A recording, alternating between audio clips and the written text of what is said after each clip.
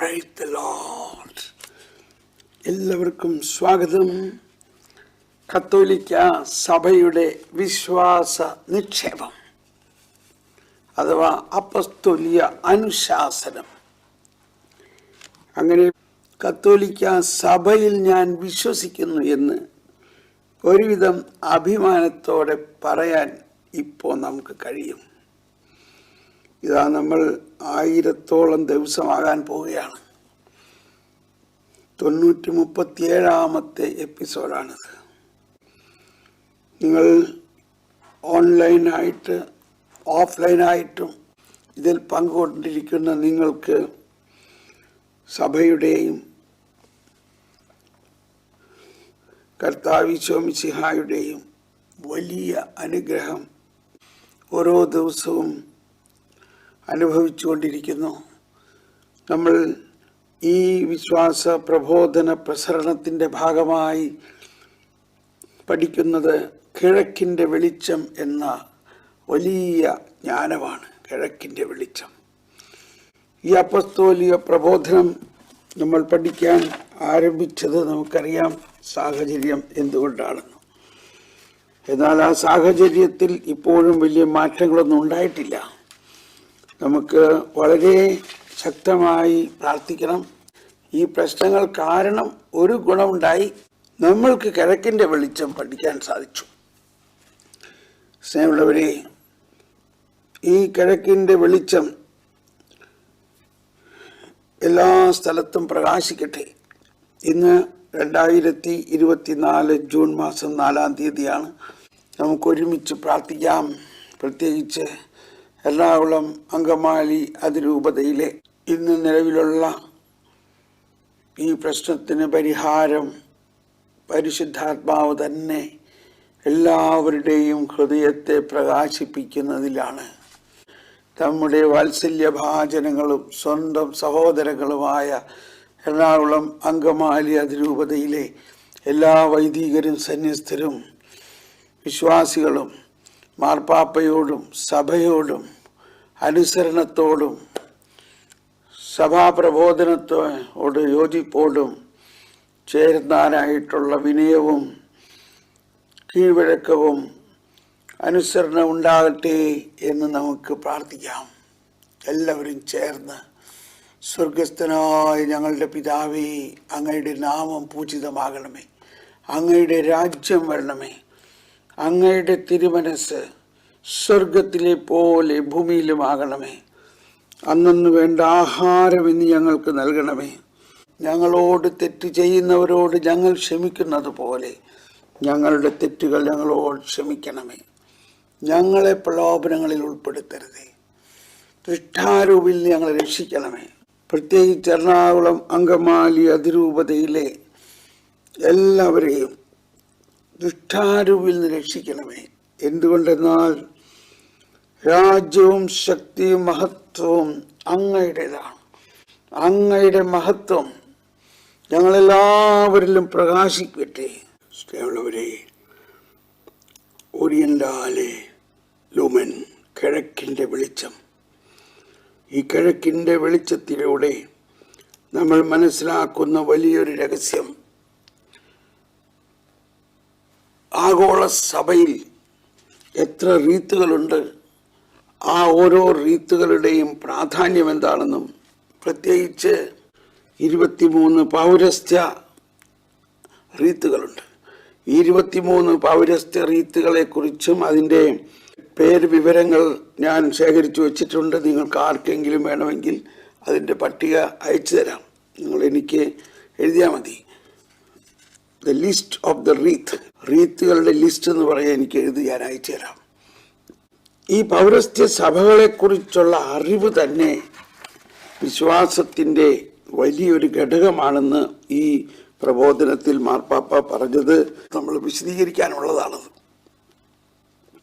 ഇപ്പോഴല്ലേ നമ്മൾക്കതെല്ലാം മനസ്സിലാവുന്നത്.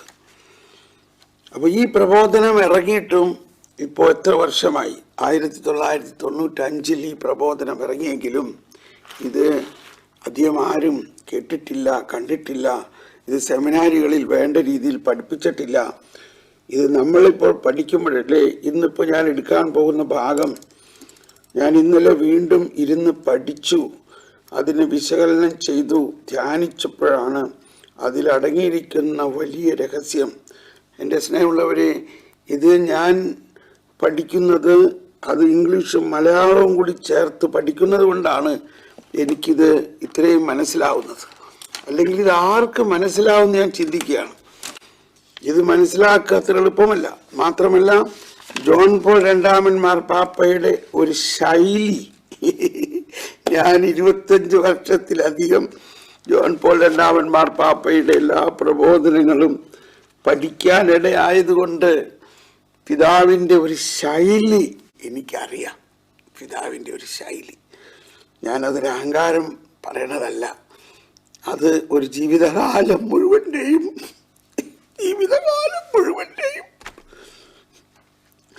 തപസ്യയാണ്. ഈ സുവിശേഷ വേലയിൽ വന്നിട്ടുള്ള 33 വർഷവും ജോൺ പോൾ രണ്ടാമൻ മാർപ്പാപ്പയുടെ കൂടെ തന്നെയായിരുന്നു. ആദ്യം പഠിച്ചത് ഡോമിനം വിവിഫിക്കാന്തം, കർത്താവും ജീവദാതാവും എന്ന ചാക്രിക ലേഖനമാണ്. പിന്നെ രക്ഷകന്റെ മിഷൻ. അങ്ങനെ ഒന്നൊന്നായിട്ട് പഠിച്ചപ്പോഴല്ലേ മനസ്സിലാവുന്നത് എന്തോ ഒരു ജ്ഞാനമാണ്, എന്തോ ഒരു രഹസ്യമാണ്. പിന്നെ അദ്ദേഹത്തിൻ്റെ ജനറൽ ഓഡിയൻസ് എല്ലാം മലയാളത്തിൽ തർജ്ജമ ചെയ്ത് ഞങ്ങൾ പ്രസിദ്ധീകരിക്കുമായിരുന്നു. അതെല്ലാം പഠിച്ച് അതിൻ്റെ ഓരോ ആഴ്ചയിലും അല്ലെങ്കിൽ ഓരോ മാസത്തെയും അതിൻ്റെ എഡിറ്റോറിയൽ ഞാനാണ് എഴുതിയിരുന്നത്. ഇങ്ങനെയെല്ലാം ജോൺ പോൾ രണ്ടാമൻ മാർപ്പാപ്പയുടെ പ്രബോധനങ്ങളുടെ ഒരു ശൈലി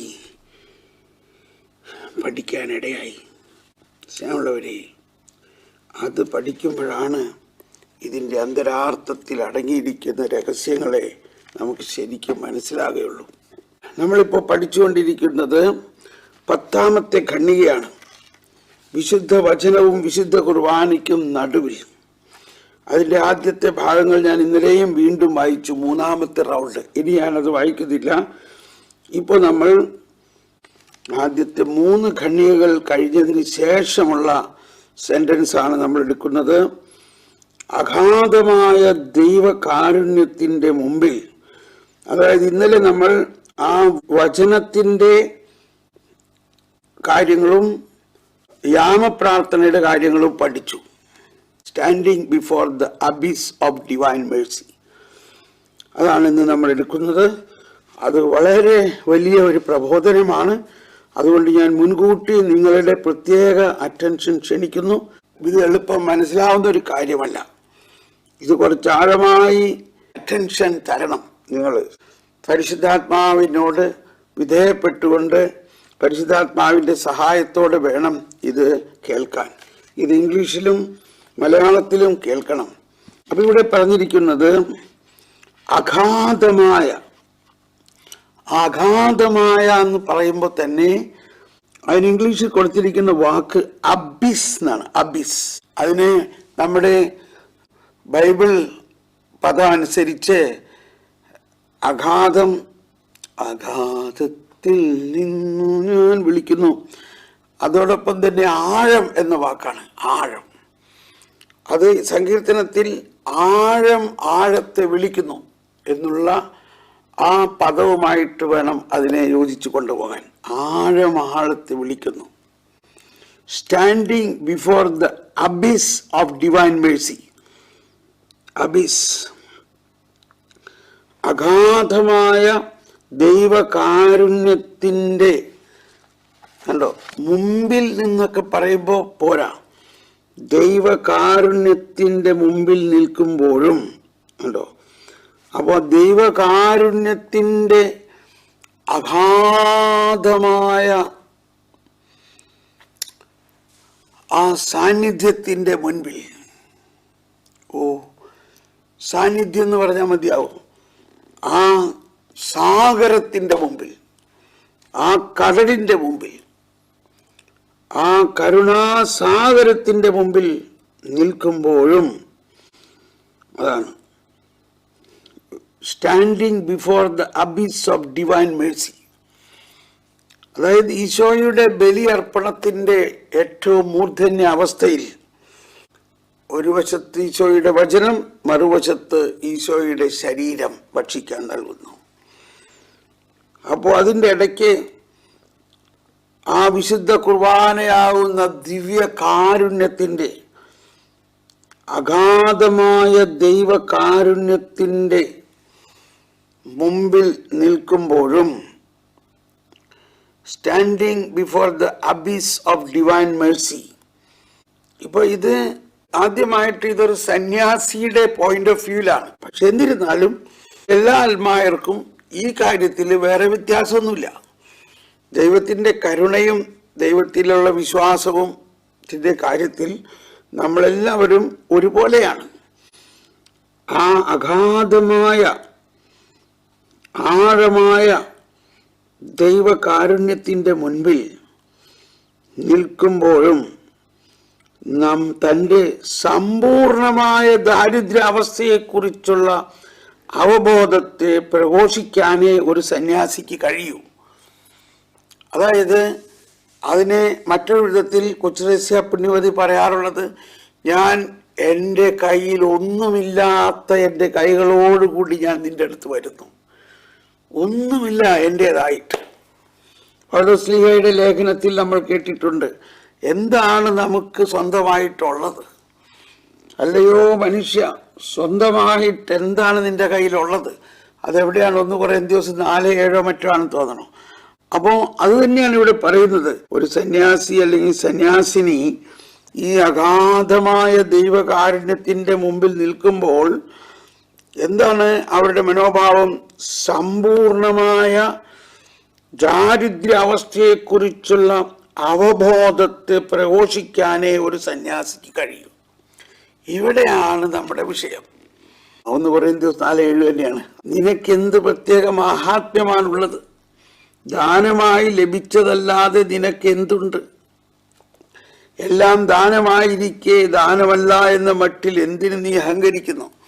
ഇനി അതിനേക്കാളും അപ്പുറത്താണ് ഒരു സന്യാസിനി അവരുടെ സമ്പൂർണ്ണ ദാരിദ്ര്യാവസ്ഥയെക്കുറിച്ച്. ഈ സമ്പൂർണ്ണ ദാരിദ്ര്യം എന്ന് പറഞ്ഞാൽ അവരുടെ ആത്മാവിൻ്റെ ദാരിദ്ര്യം, അവരുടെ ശരീരത്തിൻ്റെ ദാരിദ്ര്യം, അവരുടെ മനസ്സിൻ്റെ ദാരിദ്ര്യം, അവരുടെ ജീവിതത്തിൻ്റെ ദാരിദ്ര്യം. മനസ്സിലാവുന്നുണ്ടോ? അവർക്ക് കർത്താവ് മാത്രമാണ് അവരുടെ മണവാളനും, അവരുടെ അപ്പനും, അവരുടെ അമ്മയും, അവരുടെ സഹോദരനും എല്ലാം കർത്താവ് തന്നെയാണ്. അതുപോലെ തന്നെ അവരുടെ ആത്മാവിൽ കർത്താവിന് വേണ്ടി മാത്രമായിട്ട് തുറന്നു വച്ചിരിക്കുന്ന ഒരാത്മാവ്, മറ്റൊന്നിലും താല്പര്യമില്ലാത്ത ഒരവസ്ഥ. അതാണ് സന്യാസം. സന്യാസം എന്ന് പറഞ്ഞാൽ സാമ്പത്തികമായിട്ട് യാതൊന്നുമില്ല, ഒരു നയാ പൈസ കയ്യിലില്ല, എല്ലാം ഉപേക്ഷിച്ചു, എല്ലാ സമ്പത്തും ഉപേക്ഷിച്ചു. അതോടൊപ്പം കുടുംബവും ബന്ധുമിത്രാദികളെല്ലാം ഉപേക്ഷിച്ചു. ദൈവം മാത്രം അവരുടെ ആത്മാവിൽ. അതാണ് സന്യാസം. അപ്പൊ ഇങ്ങനെ ഒരു സന്യാസം എന്ന ആ അവസ്ഥ കിഴക്കൻ സഭകളിലാണ് ഉദിച്ചത്. നമ്മളതിനെക്കുറിച്ച് പ്രാവശ്യം പഠിച്ചതാണ്.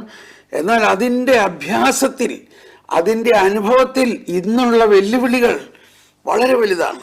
വാസ്തവത്തിൽ ഒരുപാട് പേര് സന്യാസ്തരല്ലാത്തവരും സാധാരണക്കാരും അതുപോലെയുള്ള ജീവിത അവസ്ഥയിൽ ജീവിക്കുന്നവരുണ്ട്. ആ ദാരിദ്ര്യത്തിൻ്റെ ഏറ്റവും അനുഭവത്തിൽ അതിലാനന്ദിച്ചുകൊണ്ട്, അത് പ്രായിട്ടല്ല, അതിലാനന്ദിച്ചുകൊണ്ട്. കാരണം കർത്താവ് ഈശോ മിശിഹ എല്ലാം ഉള്ളവനായ അവൻ ഒന്നുമില്ലാത്തവനായി നസ്രത്തിലെ ഒരു ചെറിയ ചാളയിൽ, ഒരു ചെറിയ ഭവനത്തിൽ, അവിടെ സാധാരണ ചുള്ളിക്കമ്പെല്ലാം വെച്ച് തീ കൊടുത്ത് ഒരടുപ്പും പൂട്ടി അങ്ങനെ അവിടെ ജീവിക്കുന്നു. ഒരാൾക്കും അറിയില്ല അത് ദൈവപുത്രനാണെന്ന്. ഒരു കാലിത്തൊഴുത്തിൽ ജനിച്ചു. നസ്രത്തിലെ ഗ്രാമത്തിൽ ഒരു ചെറിയ വീട്ടിൽ ആരും അറിയാതെ അത്യാവശ്യത്തിനുള്ള ഭക്ഷണവും കഴിച്ച് എല്ലാ നേരവും യാമപ്രാർത്ഥനകൾ 7 നേരം സങ്കീർത്തനങ്ങൾ പാടി പ്രാർത്ഥിച്ച് അവിടെ ആരുമറിയാത്ത ഒരു ജീവിതം, ആരുമറിയാതെ ജീവിച്ചു. അതുകൊണ്ടാണ് 30 വർഷത്തെ ഈശോയുടെ ജീവിതത്തെക്കുറിച്ച് ആരും എഴുതിയിട്ടില്ല. എഴുതരുത്. കാരണം അതുപോലെ ഒരു രഹസ്യ ജീവിതമാണത്. നമ്മളിപ്പോൾ എന്തെങ്കിലും ചെറിയ കാര്യം ഉണ്ടാകുമ്പോഴേക്കും ഉടനെ വാട്സപ്പ് മെസ്സേജ് അയക്കണോ, ഇമെയിൽ അയക്കണോ, പോസ്റ്റർ അടിക്കണോ, ഫ്ലെക്സ് അടിക്കണോ, ഇതൊന്നും അന്നുണ്ടായിരുന്നില്ല.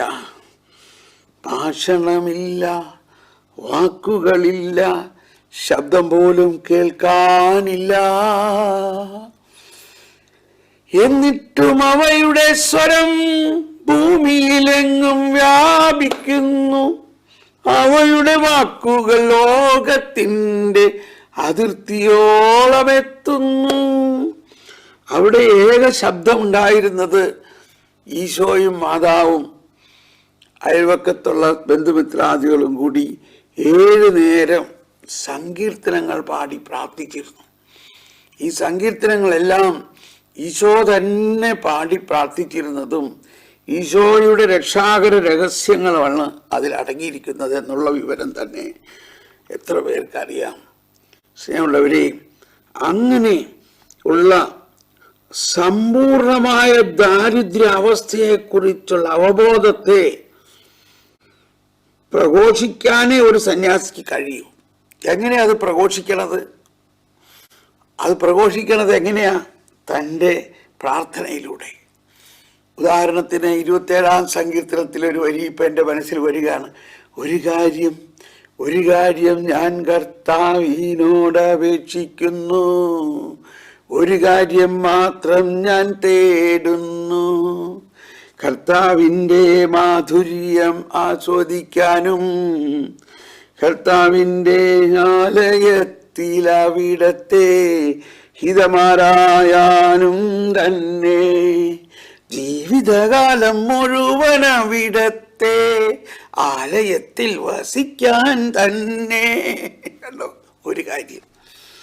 ഈ ഒരു കാര്യമാണ് ഈശോ പറഞ്ഞത്, മാർത്ത മാർത്ത, നീ ഒരുപാട് കാര്യങ്ങളെക്കുറിച്ച് ആകുലചിത്തയാണ്. ആകുലതയില്ലാതെ നീ ജീവിക്കൂ. ഒരു കാര്യം മാത്രമേ ആവശ്യമുള്ളൂ. മറിയം നല്ല ഭാഗം തിരഞ്ഞെടുത്തിരിക്കുന്നു. എന്താണ്? ആകുലതയില്ല. അവൾ ഈശോയുടെ കാൽക്കൽ ഇരുന്ന് ഈശോയെ പറയണതെല്ലാം ശ്രവിക്കുന്നു. അതാണ് സന്യാസത്തിൻ്റെ ഈ സമ്പൂർണ്ണ ദാരിദ്ര്യാവസ്ഥയെക്കുറിച്ചുള്ള അവബോധത്തെ പ്രഘോഷിക്കാനേ ഒരു സന്യാസിക്ക് കഴിയൂ. ഇനി ഇവിടെ ഒരു സന്യാസിയുടെ ജീവിതത്തിൽ കുർബാനയുടെ അവസ്ഥയിൽ വരാൻ പോകുന്ന കാര്യം കാറോസൂസ പ്രാർത്ഥനകളാണ്. കുർബാനയിലുള്ള കാറോസൂസ പ്രാർത്ഥനകൾ അല്ലെങ്കിൽ മധ്യസ്ഥ പ്രാർത്ഥനകളെ കുറിച്ചും കൂടിയാണ് ഇവിടെ ഉദ്ദേശിക്കുന്നത്. കൂടുതൽ ഉദാരമായ ഒരു രക്ഷയുടെ പേരിൽ, കണ്ടോ, ഇതെല്ലാം മനസ്സിലാക്കണമെങ്കിൽ ഇതിൻ്റെ അക്ഷരാർത്ഥത്തിനപ്പുറത്ത് നമ്മൾ ചിന്തിക്കണം. കൂടുതൽ ഉദാരമായ രക്ഷ, അതായത് രക്ഷ നമുക്ക് കിട്ടിയിരിക്കുന്നത് നമ്മുടെ ആരുടെയും ഒരു പ്രവൃത്തിയുടെയും ഫലമല്ല. അതാണ് നമ്മൾ വിചാരിക്കും, നീ ഇങ്ങനെ ചെയ്താലേ രക്ഷിക്കപ്പെടുകയുള്ളൂ, നീ ഇത്ര 1000 കൊന്ത ചെല്ലണം, ഇത്ര വിശ്വാസ പ്രമാണം ചെല്ലണം, ഇത്ര വചനം പഠിക്കണം, ഇത്ര നന്മ പ്രവൃത്തികൾ ചെയ്യണം, ഇതൊക്കെ വേണമായിരിക്കും. പക്ഷേ രക്ഷ അതിനപ്പുറത്താണ്. രക്ഷ ദൈവത്തിൻ്റെ ഗ്രാറ്റിസ്, ഗ്രേസ് എന്നാണ്. ഗ്രാറ്റിസ് എന്ന് പറഞ്ഞാൽ ദൗർജന്യ ദാനമാണ്. കൂടുതൽ ഉദാരമായ, ഈവൻ മോർ ജനറസ് സാൽവേഷൻ എന്നാണ്. മോർ ജനറസ് സാൽവേഷൻ എന്നാണ് ഇംഗ്ലീഷിൽ. ഉദാരമായ ഒരു രക്ഷയുടെ പേരിൽ ഇത് സഹായത്തിന് വേണ്ടിയുള്ള ഒരു അഭ്യർത്ഥനയും ആഹ്ലാദത്തിൻ്റെ ഉദ്ഘോഷണവുമായി പരിണമിക്കുന്നു. അപ്പൊ ഈ സന്യാസിയുടെ തൻ്റെ കയ്യിലൊന്നുമില്ല, തൻ്റെ ആത്മാവിലൊന്നുമില്ല എന്നുള്ള അവസ്ഥയെ ഉയർത്തി പ്രഘോഷിക്കുമ്പോൾ അതാണ് ഏറ്റവും വലിയ പ്രാർത്ഥന. എനിക്ക് നൽകാൻ ഒന്നുമില്ല, എൻ്റെ കയ്യിലും ഒന്നുമില്ല, ഞാൻ ദരിദ്രനാണ്, ആത്മാവിൽ ദരിദ്രൻ, എനിക്ക് നീ മാത്രം മതി എന്നുള്ള ആ പ്രഘോഷണത്തിൽ ഉണ്ടാവുന്ന ഒരു ആഹ്ലാദം ഔദാര്യമായ രക്ഷയുടെ പേരിൽ ഇത് സഹായത്തിന് വേണ്ടിയുള്ള ഒരു അഭ്യർത്ഥനയും ആഹ്ലാദത്തിന്റെ ഉദ്ഘോഷണവുമായി പരിണമിക്കുന്നു. അപ്പൊ ഇത് ആഹ്ലാദത്തിന്റെ ഉദ്ഘോഷണം. അതിന്റെ ബെസ്റ്റ് മോഡൽ എന്താണ്? മാതാവിന്റെ സ്തോത്രഗീതമാണ്. മാതാവിന്റെ സ്തോത്രഗീതമാണ് അതിനകത്ത് ഏറ്റവും നല്ലൊരു ഉദാഹരണം. മാതാവിന്റെ സ്തോത്രഗീതത്തിൽ ആദ്യം തന്നെ മാതാവ് 3 കാര്യങ്ങളാണ് അവിടെ പറയുന്നത്. മാതാവ് നന്ദി പറഞ്ഞ് സ്തുതിക്കുകയാണ്, ദൈവത്തെ പുകഴ്ത്തുകയാണ്. എന്താണ്? എൻ്റെ ആത്മാവ് കർത്താവിനെ മഹത്വപ്പെടുത്തുന്നു, എൻ്റെ ചിത്തം എൻ്റെ രക്ഷകനായ ദൈവത്തിൽ ആനന്ദിക്കുന്നു, അവിടുന്ന് തൻ്റെ ദാസിയുടെ താഴ്മയെ കടാക്ഷിച്ചു. ഉണ്ടോ? ഒന്ന്, മറിയം പറഞ്ഞു, എൻ്റെ ആത്മാവ് കർത്താവിനെ മഹത്വപ്പെടുത്തുന്നു, എൻ്റെ ചിത്തം എൻ്റെ രക്ഷകനായ ദൈവത്തിൽ ആനന്ദിക്കുന്നു. കണ്ടോ? എൻ്റെ ആത്മാവ്, എൻ്റെ ചിത്തം, എൻ്റെ രക്ഷകൻ. കണ്ടോ? ഇതാണ് ഇവിടെ ആഹ്ലാദം എന്ന് പറയുന്നത്. മറിയത്തിൻ്റെ ആഹ്ലാദമാണ്. എന്താണ് ആഹ്ലാദം? എൻ്റെ ആത്മാവ് കർത്താവിനെ മഹത്വപ്പെടുത്തുന്നു. ദാരിദ്ര്യമാണ് മറിയത്തിൻ്റെ ആത്മാവിലുള്ളത്, ദാരിദ്ര്യം മാത്രം. എന്നാൽ ദൈവകൃപ നിറഞ്ഞിരിക്കുന്നത് കൊണ്ട് ത്രിത്വൈക ദൈവത്തിൻ്റെ സമ്പൂർണ്ണ സംസർഗത്തിലാണ്. കൃപ എന്ന് പറഞ്ഞാൽ അതാണല്ലോ. കൃപ എന്ന് പറഞ്ഞാൽ സമ്പൂർണ്ണ രാജകീയ ത്രിത്വം നമ്മുടെ ആത്മാവിൽ ഒട്ടിച്ചേർന്നിരിക്കുന്ന അവസ്ഥയാണ് കൃപ. അപ്പോൾ ആ അവസ്ഥ അനുഭവിക്കുമ്പോൾ ഉണ്ടാകുന്ന ഒരാഹ്ലാദം, നമ്മുടെ ആത്മാവിൽ ഒന്നുമില്ല, ദൈവം മാത്രമായിരിക്കുമ്പോൾ ഉണ്ടാകുന്ന ഒരാഹ്ലാദം, അതാണ് ദൈവരാജ്യത്തിൻ്റെ ആനന്ദം എന്ന് പറയുന്നത്. നമ്മുടെ ആത്മാവിൽ ദൈവം മാത്രം, വേറെ ഒന്നിനും ഒരു സ്ഥാനവുമില്ല, ദൈവം മാത്രം. അതാണ് ആഹ്ലാദം. ഇനി അടുത്തതാണ് വളരെ ബുദ്ധിമുട്ടുള്ള ഒരു കാര്യം മനസ്സിലാക്കാൻ. കാരണം തൻ്റെ നികൃഷ്ടതയുടെ അഗാധതയിൽ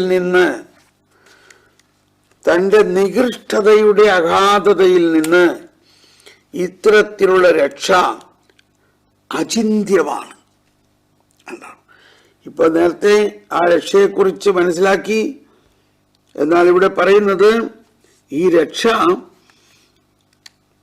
വീണ്ടും അവിടെ ഉപയോഗിച്ചിരിക്കുന്ന വാക്ക് ആഴം, അബിസ് എന്നാണ്. എന്തിന്റെ അബിസ് ആണ്? അബിസ് ഓഫ് ഹിസ് ഓൺ റെച്ചഡ്നെസ്, നമ്മുടെ നികൃഷ്ടതയുടെ, നമ്മുടെ പാപകരമായ അവസ്ഥയുടെ, നമ്മുടെ ബലഹീനതയുടെ. ഈ വാക്ക് പൗലോസ് ഉപയോഗിച്ചിരിക്കുന്ന ഒരു സ്ഥലമാണ് റോമാക്കാർക്ക് ലേഖനം 7-ാം അധ്യായത്തിൽ 19 മുതലുള്ള വചനങ്ങളിൽ. 19, 21, 22 പൗലോസ് പറഞ്ഞാൽ, ഞാൻ എത്ര നികൃഷ്ടനായ മനുഷ്യൻ, ഞാൻ നന്മ ചെയ്യാൻ ആഗ്രഹിക്കുമ്പോൾ ചെയ്തു പോകുന്നത് ഞാൻ ആഗ്രഹിക്കാത്ത തിന്മയാണ്. അപ്പോൾ ഇവിടെ നമ്മുടെ പ്രബോധനത്തിൽ പറയുന്നത്, ആ സന്യാസിനി തൻ്റെ ആത്മാവിൽ ഇത്രയും വലിയ ആഹ്ലാദത്തിലാണെങ്കിലും അവിടെ ഒരു ഡൈക്കോട്ടമി അല്ലെങ്കിൽ ഒരു പാരഡോക്സ് എന്നാണ് ഇവിടെ പറയാൻ പോകുന്ന വാക്ക്, പാരഡോക്സ്. എന്താണത്? ഒരു വശത്ത് ആ ആത്മാവ് ഇത്രയും ആനന്ദത്തിലാണെങ്കിൽ മറുവശത്ത് since from the abyss of his own wretchedness such a salvation is unthinkable. അപ്പോൾ ഒരു വശത്ത് ആ കർത്താവിൻ്റെ സൗജന്യമായ രക്ഷയെക്കുറിച്ചുള്ള, ആ കാരുണ്യയെക്കുറിച്ചുള്ള ആനന്ദത്തിൽ ആഹ്ലാദിക്കുമ്പോൾ മറുവശത്ത് ഞാൻ എത്ര ദുർഭകനായ മനുഷ്യൻ, മരണത്തിന് അധീനനായ ഈ ശരീരത്തിൽ നിന്ന് എന്നെ ആര് മോചിപ്പിക്കും ഇതെല്ലാം ആണെങ്കിലും നമ്മുടെ ശരീരത്തിൽ പാപം ആധിപത്യം പുലർത്തിക്കൊണ്ട് നമ്മുടെ ബലഹീനതകൾ നമ്മളെ കാർന്നു തിന്നുകയും നമ്മളെ ഒരു വലിയ ധർമ്മസങ്കടത്തിലേക്ക് ആക്കുന്ന ഒരവസ്ഥ. അതാണ് സന്യാസിയുടെ യാഥാർത്ഥ്യം. അതാണ് നമ്മളെല്ലാവരുടെയും യാഥാർത്ഥ്യം. അതുകൊണ്ട് ആദ്യകാലങ്ങളിൽ ഒരു ഗാനമുണ്ട്, ഞാൻ ദുർഭകനായ മനുഷ്യൻ എനിക്കാര് വിമോചനമേകും. ഞാൻ ദുർഭകനായ മനുഷ്യൻ എനിക്കാര് വിമോചനമേകും എന്നൊരു ഗാനം. പരനേശു മഹേശൻ മാത്രം പരമോന്നതനെന്നും സ്തോത്രം. അപ്പൊ ഇവിടെയും ജോൺ പോൾ രണ്ടാമൻ മാർപ്പാപ്പ വർണ്ണിച്ചിരിക്കുന്ന വളരെ വലിയ ഒരു യാഥാർത്ഥ്യമാണ്. ഒരാള്, ഒരു സന്യാസി എത്ര വിശുദ്ധനായാലും അവൻ്റെ ഉള്ളിൽ മറ്റൊരു തലമുണ്ട്. ഇതാണ് നമ്മളെല്ലാവരുടെയും അവസ്ഥ. ഇന്നലെ ഞാനതിവിടെ സാക്ഷ്യപ്പെടുത്തിയുണ്ടായി വചനത്തിൻ്റെ പശ്ചാത്തലത്തിൽ. എൻ്റെ അവസ്ഥ ഇതാണ്. ഞാൻ ഇതേമാതിരി ഒരുപാട് കാര്യങ്ങൾ വളരെ വിശുദ്ധിയോടെയും എല്ലാം ചെയ്യുന്നുണ്ടെങ്കിലും അതേ സമയത്ത് എൻ്റെ അകത്ത് പല ബലഹീനതകളും ഇങ്ങനെ പൊന്തി വരുന്നു. ഇത് ഞാൻ പരമാർത്ഥമായിട്ട് പറയുന്നത് നിങ്ങളെ ആശ്വസിപ്പിക്കാനും കൂടി വേണ്ടിയാണ്. ഞാൻ ദിനരാത്രം കർത്താവിന് വേണ്ടി ശുശ്രൂഷ ചെയ്യുന്നു. ഈ 937 ദിവസവും മിക്കവാറും രാത്രി കാലങ്ങളിലാണ്. ഞാൻ രാത്രി 12 മണിക്ക് എഴുന്നേറ്റ് പ്രാർത്ഥിച്ച് 1 മണി മുതൽ ശുശ്രൂഷ ചെയ്യുന്നു. ഒരു 6 മണി വരെയും ശുശ്രൂഷയാണ്. അങ്ങനെയാണ് എൻ്റെ ജീവിതം. ഇത്രയും ഞാൻ പിന്നെ പകലും ശുശ്രൂഷ ചെയ്തു. ഇതൊക്കെയാണെങ്കിലും ഒരുപാട് സമയം വ്യക്തിപരമായി പ്രാർത്ഥിച്ച് ഈശോയുടെ ശരിക്കും വ്യക്തിപരമായ അനുഭവത്തിലാണ് ഞാൻ ജീവിക്കുന്നത്. ത്രിത്വൈക ദൈവം എൻ്റെ ആത്മാവിൽ എന്നെ വാരി പുണർന്നിരിക്കുന്ന അവസ്ഥയിലാണ് ഞാൻ. അത്രയ്ക്ക് ആനന്ദത്തിലാണ് ഞാൻ. അപ്പോഴും എന്നിൽ ചില പാപം തലപൊക്കുന്നു.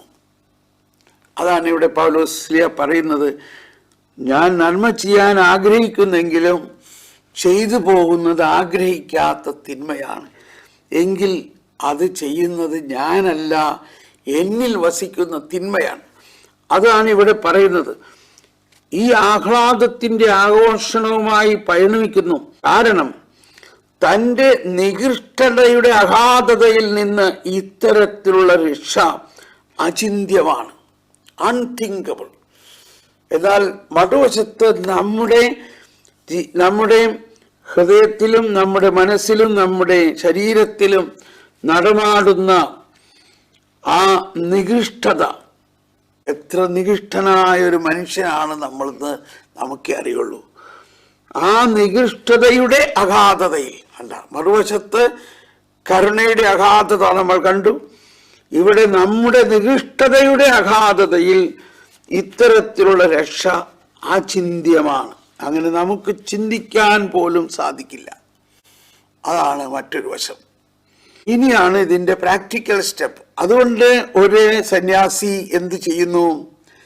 ഈ ആരാധനാക്രമത്തിൽ കൂടുതൽ സമയവും പാപപൂർത്തിക്കും വേണ്ടിയുള്ള പ്രാർത്ഥനയാണ്. ഇക്കാരണത്താലാണ് പാപപൂർത്തിക്കായുള്ള യാചനകളും ദൈവമഹത്വത്തിനായുള്ള സ്തുതികളും ആരാധനാക്രമത്തിലെ പ്രാർത്ഥനകളിൽ ഗണ്യമായ പങ്കുവഹിക്കുന്നത് കണ്ടോ. അപ്പം അതുകൊണ്ട് ഇക്കാരണത്താലാണ് പാപപൂർത്തിക്കായുള്ള യാചനകളും ദൈവമഹത്വത്തിനായുള്ള സ്തുതികളും ആരാധനാക്രമത്തിലെ പ്രാർത്ഥനകളിൽ ഗണ്യമായ പങ്കുവഹിക്കുന്നത്. അപ്പോൾ ഇത് ഓരോ ആരാധനാക്രമത്തിലും, പൗരസ്ത്യ ആരാധനാക്രമത്തിൽ ഇപ്പോൾ റീത്തുകൾ, ഇപ്പോൾ നമ്മുടെ സുറിയാനി റീത്തിലെ കാറോസൂസ, പ്രത്യേകിച്ച് പുസ്തകത്തിൽ ഉണ്ട് കാറോസൂസ എന്ന് പറഞ്ഞിട്ട്. അതുപോലെ തന്നെ ഒരു എത്തിയൻ റീത്തിലായാലും കുർബാനയുടെ ഇടയിലുള്ള മധ്യസ്ഥ പ്രാർത്ഥന, എന്താണ് അതിന് പറയുന്നത്, പ്രേയർ ഓഫ് ദ ഫെയ്ത്ത്ഫുൾ. അതുപോലെ മലങ്കര പ്രാർത്ഥനകളിലും വളരെ നീണ്ട മധ്യസ്ഥ പ്രാർത്ഥനകളാണ്. ബാരക്മോ 4 ഭാഗങ്ങളിലുമുള്ള ദൈവത്തിന്റെ സഭകളെ മേയിച്ചു ഭരിക്കുന്നവരായ എല്ലാ പിതാക്കന്മാർക്ക് വേണ്ടിയും പ്രത്യേകിച്ച് നമ്മെ പരിപാലിച്ചു പോരുന്ന പരിശുദ്ധ പിതാവ് ഫ്രാൻസിസ് മാർപ്പാപ്പയ്ക്ക് വേണ്ടിയും നമ്മുടെ സഭയുടെ തലവനായ പിതാവായ മോറോൻ മോർ ബെസിലിയോസ് ബാവായ്ക്ക് വേണ്ടിയും നമ്മുടെ അധിപത്യആസനത്തിന്റെ മേൽപ്പെട്ടക്കാരനും അബുമോൻ മെത്രാപ്പോലിത്താക്ക് വേണ്ടിയും നമ്മുടെ മേൽപ്പെട്ടക്കാരനായ അബൂൻ മോർ മെത്രാപ്പോലിത്താക്ക് വേണ്ടിയും സത്യവിശ്വാസികളായ എല്ലാ എപ്പിസ്കോപ്പമാർക്ക് വേണ്ടിയും കശ്മീശന്മാർ ഷമാശന്മാർ ദേറായക്കാർ മുതലായവർക്ക് വേണ്ടിയും ക്രിസ്തീയ സഭ മുഴുവന് വേണ്ടിയും കർത്താവിനോട് നാം പ്രാർത്ഥിക്കണം. കുരിയലൈസോൻ. പിന്നെ വൈദികൻ പ്രാർത്ഥിക്കുന്നു. അപ്പോൾ ജനം ആമേൻ പറയുന്നു. അങ്ങനെ അതിനുശേഷം അത് 1, 2, 3, 4, 5, 6 പ്രാർത്ഥനകളാണ്.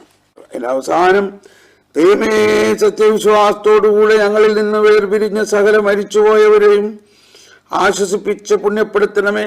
മനസ്സോടും മനസ്സ് കൂടാതെയും, കണ്ടോ, അറിവോടും അറിവ് കൂടാതെയും തിരുമുമ്പിൽ ഞങ്ങളും അവരും ചെയ്തു പോയിട്ടുള്ള പിഴകൾ ക്ഷമിക്കണമേ. ഈ മധ്യസ്ഥ പ്രാർത്ഥനകളെല്ലാം പ്രത്യേകിച്ച് പാപപൂർത്തിക്ക് വേണ്ടിയും അതോടൊപ്പം ദൈവത്തെ മഹത്വപ്പെടുത്തിയും ഉള്ള പ്രാർത്ഥനകളാണ്. എന്നമാതിരി നമ്മുടെ കാറോസൂസ, ഇപ്പോൾ സ്ലീഹാ കാലത്തെ കാറോസൂസ നമുക്കെല്ലാവർക്കും സന്തോഷത്തോടും ഉത്സാഹത്തോടും അനുതാപത്തോടും ഭക്തിയോടും കൂടെ നിന്ന് കർത്താവേ ഞങ്ങളുടെ മേൽ കരുണയുണ്ടാകണമേ എന്ന് അപേക്ഷിക്കണം. കർത്താവേ ഞങ്ങളുടെ മേൽ കരുണയുണ്ടാകണമേ. കണ്ടോ, അങ്ങനെ ഇതിപ്പോൾ ഞാൻ വായിക്കുന്നില്ല മുഴുവനും. എത്ര കാറോസൂസകളാണ്. കർത്താവായ മിശിഹായെ, നിന്റെ കൃപയാൽ ഞങ്ങളെല്ലാവരെയും രക്ഷിക്കുകയും നിന്റെ ശാന്തിയും സമാധാനവും ഞങ്ങളിൽ വർദ്ധിപ്പിക്കുകയും ചെയ്യണമെന്ന് ഞങ്ങൾ അപേക്ഷിക്കുന്നു. പീഡനത്തിലും ക്ലേശങ്ങളിലും സ്ത്രീയന്മാർക്ക് പ്രത്യാശയും ധൈര്യവും പ്രദാനം ചെയ്യാൻ പരിശുദ്ധാത്മാവിന് നൽകിയ കർത്താവെ, ജീവിത ക്ലേശങ്ങളുടെ മധ്യേ വസിക്കുന്ന ഞങ്ങൾക്ക് പ്രത്യാശയും ധൈര്യവും നൽകണമെന്ന് ഞങ്ങൾ അപേക്ഷിക്കുന്നു. ജീവിതത്തിന്റെ വിവിധ രംഗങ്ങളിൽ ജോലി ചെയ്യുന്നവർ സ്നേഹത്തിന്റെയും സേവനത്തിന്റെയും പ്രേഷിതരായി ലോകമെങ്ങും പ്രശോഭിക്കാൻ സഹായിക്കണമെന്ന് ഞങ്ങൾ അപേക്ഷിക്കുന്നു. അപ്പോൾ ഈ പ്രാർത്ഥനകളെല്ലാം ഇതിൽ റെഫർ ചെയ്തിരിക്കുകയാണ്. ഇനി അതിൻ്റെ മറ്റൊരു വശമാണ് തുടർന്ന് പഠിക്കാൻ പോകുന്നത്. ഇതാണ് കൂടുതൽ ഗഹനമായ കാര്യം. അനന്തമായ ഒരു പരമ്പരയിലെ, ശ്രദ്ധിക്കണം, എല്ലാവരും ശ്രദ്ധിക്കണം ഈ തുറന്നുള്ള ഭാഗം. അനന്തമായ ഒരു പരമ്പരയിലെ അവസാനത്തേതും ആരാധനാക്രമ ഭാഷയിൽ നന്ദിപൂർവം വളരെ സ്തുതിക്കപ്പെടുന്നതുമായ ഈ വിരോധാഭാസത്തെക്കുറിച്ചുള്ള വിസ്മയത്തിൽ ക്രിസ്ത്യാനി മുങ്ങിപ്പോകുന്നു. എന്ത് മനസ്സിലായി? വല്ലതും മനസ്സിലായോ? അതാണ് ജോൺ പോൾ രണ്ടാമൻ മാർപ്പാപ്പയുടെ ശൈലി. ഇനി അടുത്ത് വരാൻ പോണത് ഒരു അമിട്ടുപൊട്ടുമാരിയാണ്. വലിയ ഒരു കാര്യമാണ്. മാലപ്പടക്കത്തിന്റെ അവസാനത്തിലെ അവിട്ട്. അനന്തമായ ഒരു പരമ്പരയിലെ, അതായത് കർത്താവിൻ്റെ ഈ ദൈവിക പദ്ധതി എന്ന് പറയുന്നത് അനന്തമാണ്. നമ്മൾ ത്രിത്വത്തെക്കുറിച്ച് പഠിച്ചപ്പോൾ മനസ്സിലായി, അനന്തതയുള്ള 3 വ്യക്തികൾ അനന്തമായി ഒരുമിച്ചിരിക്കുന്നു. അതാണ് വിശുദ്ധ കുർബാനയിലും. അനന്തമായ ഒരു പരമ്പരയിലെ അവസാനത്തേതും ആരാധനാക്രമ ഭാഷയിൽ, അതാണ് ആരാധനാക്രമത്തിന് വേറൊരു ഭാഷയാണ് ആരാധനാക്രമ ഭാഷ. അല്ലോ, ആരാധനാക്രമ ഭാഷ എന്ന് പറയുമ്പോൾ തന്നെ വലിയൊരു ആനന്ദമല്ലേ. ആരാധനാക്രമ ഭാഷയിൽ നന്ദിപൂർവം വളരെ സ്തുതിക്കപ്പെടുന്നതുമായ ഈ വിരോധാഭാസത്തെക്കുറിച്ചുള്ള, അത് ഇംഗ്ലീഷിൽ വായിക്കുമ്പോഴാണ് അത് കുറച്ച് മനസ്സിലാവുന്നത്. The Christian is immersed in wonder at this paradox.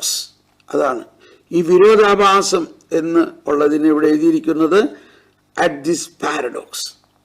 അത് മനസ്സിലാക്കിയാൽ മതി. ആ വാക്കിനെ മുറുക്കെ പിടിക്കുക.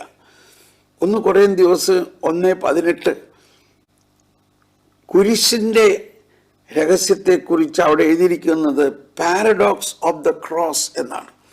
എന്നിട്ട് പൗലോസ് പറയുന്നു, വിശ്വസിക്കാത്തവനെ അത് മോശത്വമാണ്, എന്നാൽ വിശ്വസിക്കുന്നവനോ അത് രക്ഷയുടെ ശക്തിയാണ്. കണ്ടോ, അതാണ് പാരഡോക്സ്. ഒരേ കുരിശ് തന്നെ.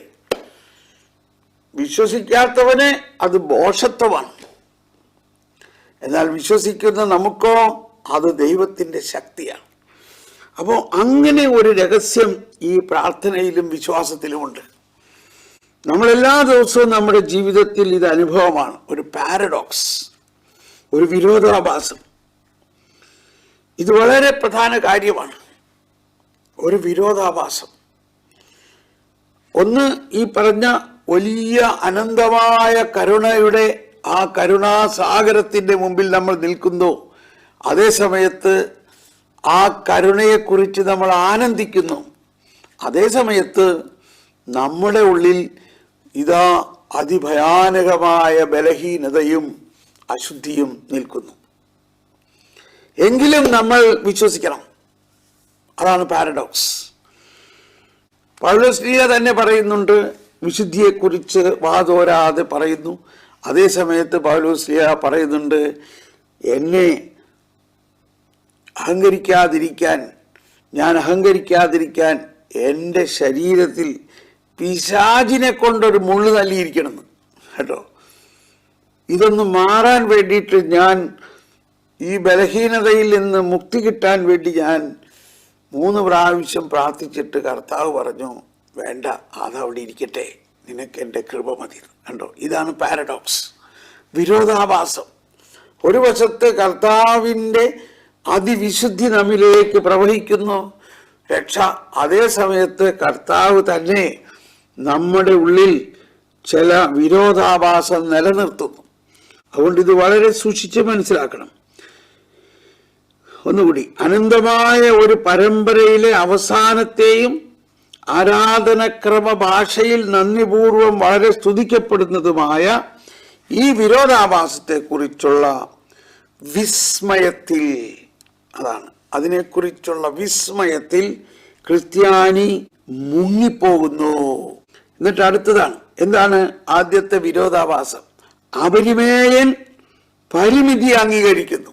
കണ്ടോ, അപരിമേയനായ ദൈവം, അനന്തനായ ദൈവം നമ്മളാകുന്ന മനുഷ്യരെ പരിമിതമായ അവസ്ഥയുള്ള നമ്മളെ തന്നിലേക്ക് ചേർത്ത് വച്ചിരിക്കുന്നു. ഇതെങ്ങനെ ചേരും? അതാണ് ദൈവം. പാപിയായ മനുഷ്യനെ പരമപരിശുദ്ധനായ അപരിമേയനായ ദൈവം പാപിയും ബലഹീനനുമായ ദുർബലരായ നമ്മളെ തൻ്റെ വിശുദ്ധിയിൽ ചേർത്ത് വച്ചിരിക്കുന്നു. അപരിമേയൻ പരിമിതിയെ അംഗീകരിക്കുന്നു.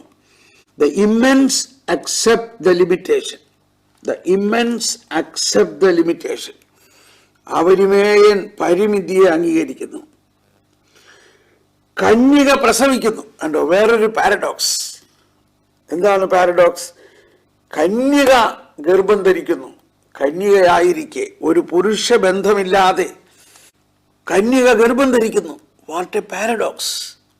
കണ്ടോ, അപ്പോൾ ദൈവത്തിന് അസാധ്യമായ ഒന്നുമില്ല എന്ന് ഇവിടെ നമുക്ക് വിശ്വസിക്കാൻ സാധിക്കണം. അത് നമ്മുടെ ജീവിതത്തിലും അതുപോലെ സംഭവങ്ങൾ ഉണ്ടാകും. ഒരു വശത്ത് നമ്മുടെ ജീവിതത്തിൽ ഈ കൃപയുടെ വലിയ അനുഭവം ഉണ്ടാവും, മറുവശത്ത് അതിഭയാനകമായ ബലഹീനതകളും പാപ സാഹചര്യങ്ങളും തകർച്ചകളും ഉണ്ടാകാം. പക്ഷേ ദൈവം അതിൽ നിന്നെല്ലാം നമ്മെ രക്ഷിക്കും. ദൈവത്തിനൊന്നും അസാധ്യമല്ല. തുടർന്ന് അടുത്ത പാരഡോക്സ്, മരണം വഴി ജീവൻ തന്നെ ആയവൻ മരണത്തെ എന്നേക്കുമായി ജയിക്കുന്നു. കണ്ടോ, മരണം വഴി ജീവൻ തന്നെ ആയവൻ മരണത്തെ എന്നേക്കുമായി ജയിക്കുന്നു. അതാണ് ആരാധനാക്രമത്തിലെ കേന്ദ്ര ബിന്ദു. എന്താണ് ആരാധനാക്രമം? ഈശോയുടെ ആ രക്ഷാകര പെസഹ രഹസ്യങ്ങൾ വെളിവാക്കപ്പെടുന്നു, സന്നിഹിതമാക്കപ്പെടുന്നു, പകർന്നു കൊടുക്കപ്പെടുന്നു. അപ്പൊ മരണം വഴി ജീവൻ തന്നെയായവൻ, കണ്ടോ, ജീവൻ തന്നെയായവൻ. അപ്പൊ ജീവൻ തന്നെയായ കർത്താവിനെ എങ്ങനെ മരണത്തിന് വിട്ടുകൊടുത്തു? കർത്താവ് തന്നെ വിട്ടുകൊടുത്തതാണ്. എന്തിനാണ്? നമ്മളെ രക്ഷിക്കാൻ വേണ്ടിയിട്ട്, നമ്മളെ മഹത്വീകരിക്കാൻ വേണ്ടിയിട്ട്, മരണത്തെ കീഴടക്കാൻ വേണ്ടിയിട്ട്. മരണം വഴി ജീവൻ തന്നെയായവൻ മരണത്തെ എന്നേക്കുമായി ജയിക്കുന്നു. ഇത് വെറും വാക്കുകളിൽ മനസ്സിലാകുമോ? ഇത് മനസ്സിലാകണമെങ്കിൽ ആ വിശുദ്ധ കുർബാനയിൽ ഈ സംഭവം ഈ സംഭവം പകർന്നു കൊടുക്കപ്പെടുമ്പോൾ നമ്മൾ അതിൻ്റെ അകത്തങ്ങ് ലയിക്കുമ്പോഴാണ് നമുക്കിത് മനസ്സിലാവുന്നത്. വിശുദ്ധ കുർബാനയിൽ ഇത് വെളിവാക്കപ്പെടുമ്പോൾ, നമ്മൾ അതിൻ്റെ അകത്തേക്ക് പ്രവേശിക്കുമ്പോൾ നമുക്കിത് മനസ്സിലാവും. അല്ലാതെ ഈ ഭാഷ കൊണ്ട് മനസ്സിലാകില്ല. മരണം വഴി ജീവൻ തന്നെയായവൻ മരണത്തെ എന്നേക്കുമായി ജയിക്കുന്നു. ഇനി അടുത്തതാണ് ഏറ്റവും വലിയ കാര്യം. സ്വർഗത്തിന്റെ ഉയരങ്ങളിൽ പിതാവിന്റെ വലതുഭാഗത്ത് ഒരു മനുഷ്യ ശരീരം ആസനസ്ഥനായിരിക്കുന്നു. Praise the Lord. അതായത് കർത്താവിന്റെ ഉത്ഥാനത്തിലൂടെയും ഉത്ഥാനത്തിന് ശേഷമുള്ള കർത്താവിന്റെ സ്വർഗാരോഹണത്തിലൂടെയും എല്ലാ മനുഷ്യരെയും തന്റെ ശരീരത്തിൽ ഈശോ സ്വർഗത്തിലേക്ക് എടുത്തു. ആണ് എഫേസോസ് 2:6. എഫേസോസ് 2:6 പറയുന്നു, ഉയർത്തെഴുന്നേറ്റ് അവിടുന്ന് നമ്മളെയും ഉയർപ്പിച്ച് തന്നോടൊപ്പം പിതാവിന്റെ വലതുഭാഗത്ത് ഇരുത്തിയിരിക്കുന്നു. ഇതാണ് ഇന്നത്തെ നമ്മുടെ അവസ്ഥ. നമ്മൾ ഈ ലോകത്തെ വെട്ടിപ്പിടിക്കാനായിട്ട് പലതും ചെയ്യുന്നു. എന്നാൽ നമ്മൾ ഓൾറെഡി സ്വർഗത്തിൽ പിതാവിന്റെ വലതുഭാഗത്ത് എത്തിയിരിക്കുന്നു. സ്വർഗം എന്ന് പറയുന്നത് ഒരു സ്ഥലമല്ല, ത്രിത്വൈക ദൈവവുമായിട്ടുള്ള സംസർഗമാണ് സ്വർഗം. ആ സ്വർഗത്തിന്റെ ഉയരങ്ങളിൽ പിതാവിന്റെ വലതുഭാഗത്ത് ഒരു മനുഷ്യ ശരീരം ആസനസ്ഥനായിരിക്കുന്നു. ഒരു മനുഷ്യ ശരീരം. എന്താണ് ആ മനുഷ്യ ശരീരം? യേശു ക്രിസ്തുവാകുന്ന മനുഷ്യ ശരീരം. ആ മനുഷ്യ ശരീരത്തിൽ ആരെല്ലാം ഉണ്ട്? എല്ലാ മനുഷ്യരുമുണ്ട്. ആ മനുഷ്യൻ ശരീരത്തോടെ പിതാവിന്റെ അടുത്തേക്ക് എത്തിയിരിക്കുന്നു. അതാണ് രക്ഷാകര സംഭവം കഴിഞ്ഞപ്പോൾ ഉണ്ടായത്. രക്ഷാകര സംഭവത്തിന് മുൻപ് ദൈവപുത്രൻ ത്രിത്വത്തിലായിരുന്നുവെങ്കിലും ശരീരം ഉണ്ടായിരുന്നില്ല. ആ 33 വർഷത്തിന്റെ ഇടയ്ക്ക് സംഭവിച്ചത്, ശരീരം സ്വീകരിച്ച ഈശോ ശരീരത്തിൽ ഇവിടെ ജീവിച്ചു. അതിനുശേഷം ശരീരത്തിൽ മനുഷ്യരുടെ പാപങ്ങൾ ഏറ്റെടുത്തു. ആ ശരീരത്തെ മനുഷ്യരുടെ പാപങ്ങളിൽ നിന്നും വിശുദ്ധീകരിച്ചു, അതിനെ മഹത്വീകരിച്ചു, ശരീരത്തോടെ സ്വർഗാരോഹണം ചെയ്തു. ആ ശരീരത്തോടെ ത്രിത്വത്തിൽ വസിക്കുന്നു. ശരീരത്തോടെ സ്വർഗത്തിൽ പിതാവിന്റെ വലതുഭാഗത്ത് വസിക്കുന്നു. വരുവിൻ നമുക്ക് നന്ദി പറയാം. ഹല്ലേലൂയാ, ഹല്ലേലൂയാ, ഹല്ലേലൂയാ, ഹല്ലേലൂയാ. ഇവിടെ നിർത്താം. ഇതുണ്ടോ, ഇത്രയും വിശദമായിട്ട് കഴിഞ്ഞ പ്രാവശ്യം നമ്മളിത് പഠിച്ചില്ല. ഇത്രയും വിശദമായിട്ട് പഠിച്ചു. ഇതിൽ നിങ്ങൾക്ക് ആർക്കെങ്കിലും സംശയങ്ങളുണ്ടെങ്കിൽ എനിക്ക് സന്ദേശം ഇടുക. ഞാനത് കൂടുതൽ വിശദീകരിക്കാൻ എന്തെങ്കിലും വഴി കണ്ടുപിടിക്കാം. നമുക്ക് നന്ദി പറഞ്ഞ് പ്രാർത്ഥിക്കാം. ദൈവമേ, ഇത്രയും വലിയ കാര്യങ്ങൾ ഞങ്ങളെ പഠിപ്പിച്ചതിന് നന്ദി പറയുന്നു. എല്ലാവർക്കും നന്ദി. Bye bye, bye bye, bye bye.